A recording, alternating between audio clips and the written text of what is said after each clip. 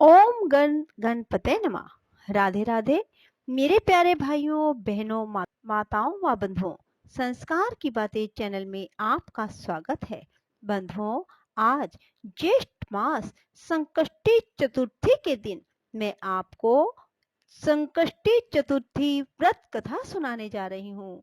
बंधुओं, जो कोई भी ज्येष्ठ मास में संकष्टी चतुर्थी व्रत करते हैं या फिर संकष्टी चतुर्थी व्रत कथा को सुनते हैं, भगवान श्री गणेश उनके सभी संकट मिनटों में हर लेते हैं और साथ ही उन पर अपनी विशेष कृपा बनाए रखते हैं।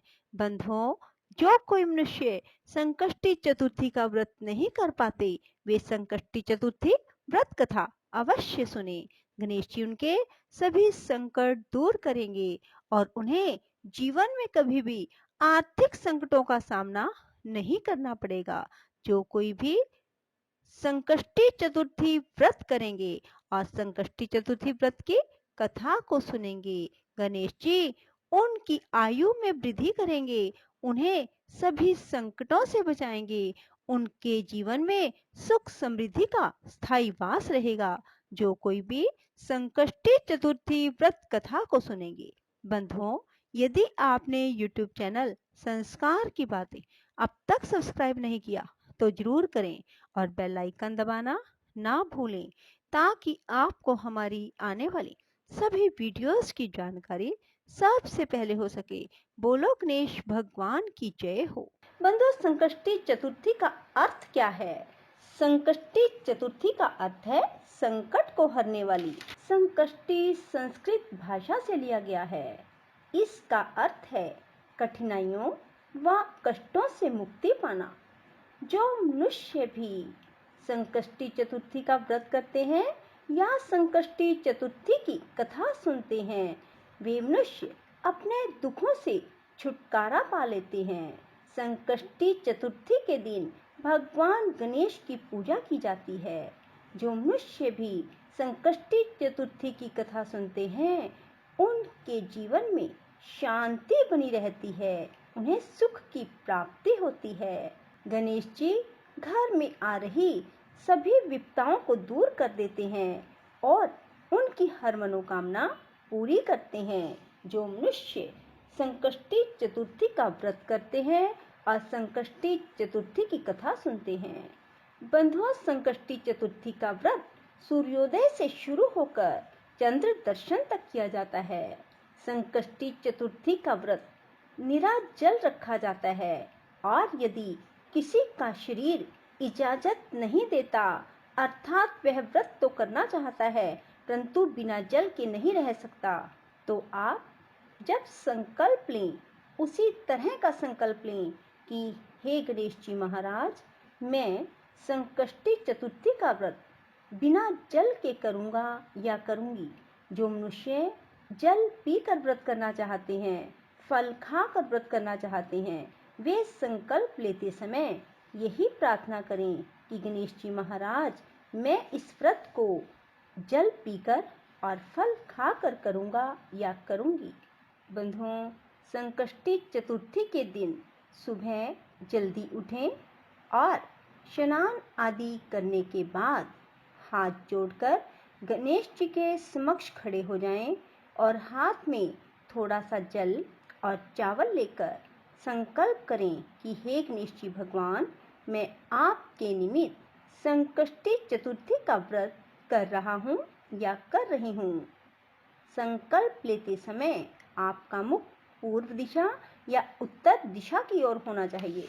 बंधुओं, उसके बाद आप अपने नित्य कर्म करें और जब आपने गणेश जी की पूजा करनी है, तब एक लकड़ी की चौकी ले, उस पर पीले रंग का वस्त्र बिछाएं और फिर शिव पार्वती की गणेश जी सहित एक फोटो या मूर्ति लें। एक लोटा जल से भर कर रखें, उसमें काले तिल व दूर्वा डाल लें। लोटे पर कलावा बांध लें, गणेश जी को तिलक लगाएं, पीले रंग के पुष्प चढ़ाएं और गणेश जी को धूप दीप दिखाएं और भोग में तिल के लड्डू का भोग लगाएं और फिर संकष्टी चतुर्थी की कथा सुने। कथा सुनने के बाद आरती करें और लोटे में जल रखा था उसे भगवान सूर्य को अर्घ दे दें। बंधुओं, चंद्र दर्शन के बाद चंद्रमा को अर्घ दें और फिर भोजन ग्रहण करें। बंधुओं, अब मैं आपको सुनाने जा रही हूँ संकष्टी चतुर्थी व्रत कथा। बोलो गणपति जी महाराज की जय हो।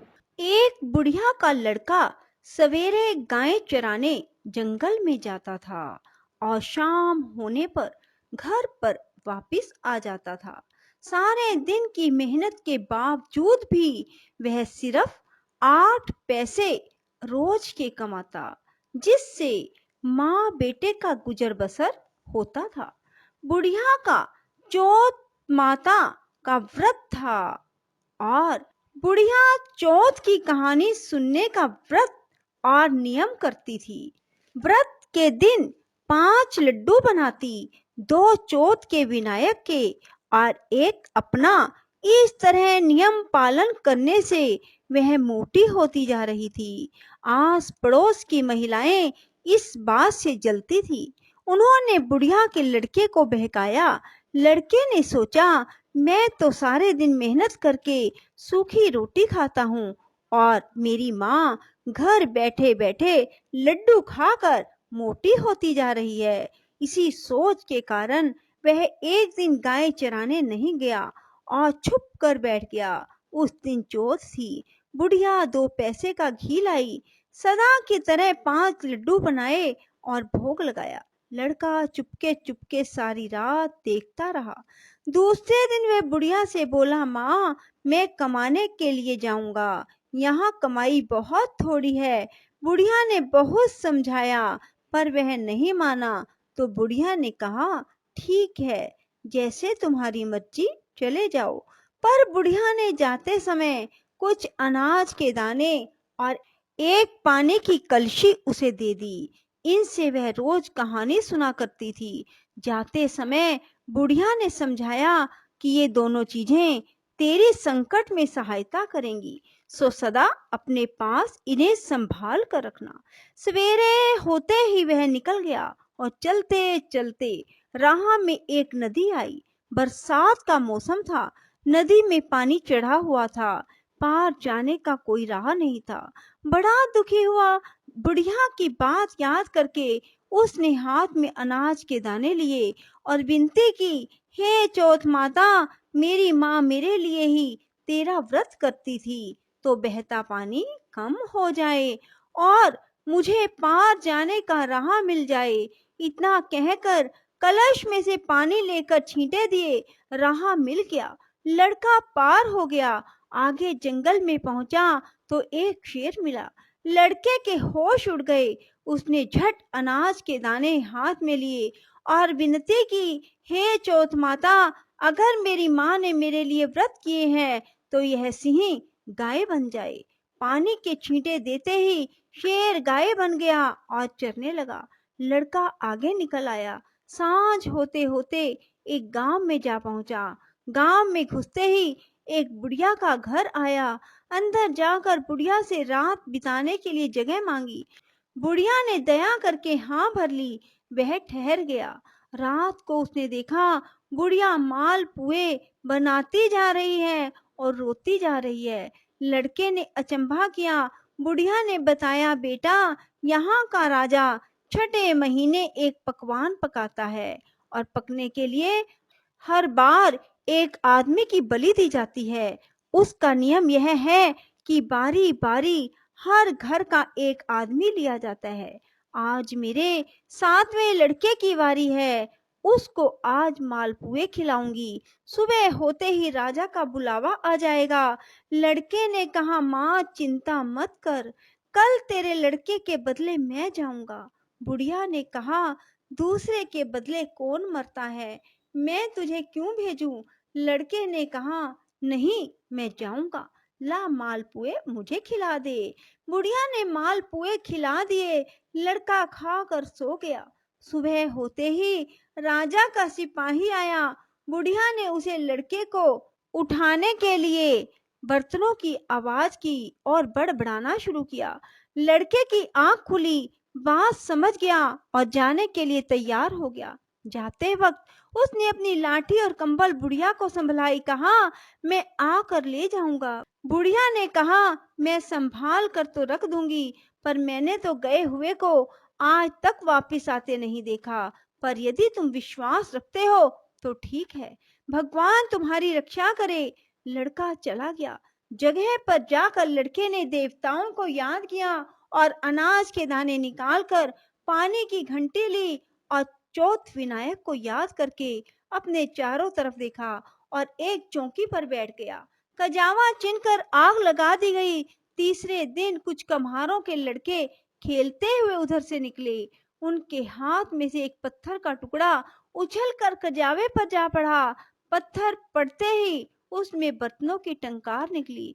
बात सारे गांव में फैल गई। लोगों ने अचंभा किया।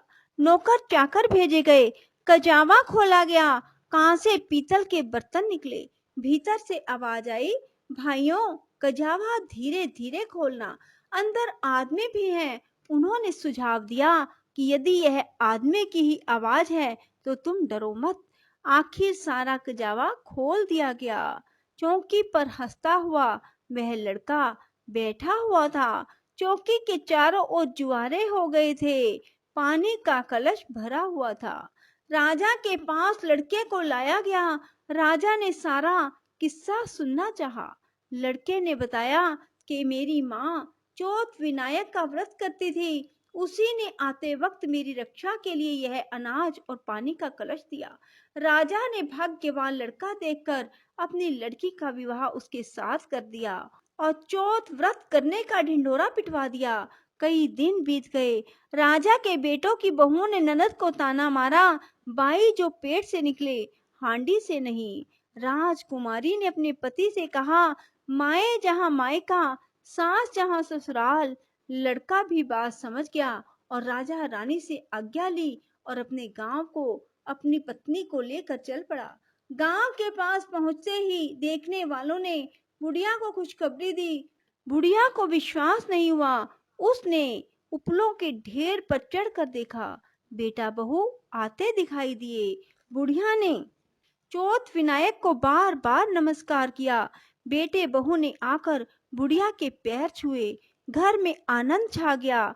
गांव में चौथ के व्रत का ढिंडोरा पिटवा दिया गया। सब कोई चौथ का व्रत करे, कहानी सुने। 12 नहीं तो 4, 4 नहीं तो 2 महीने चौथ के व्रत जरूर करें। बोलो चौथ विनायक की जय। राधे राधे। जय श्री कृष्णा। बंधुओं, यदि आपको हमारी वीडियो पसंद आए तो इसे लाइक करें और शेयर भी जरूर करें। धन्यवाद।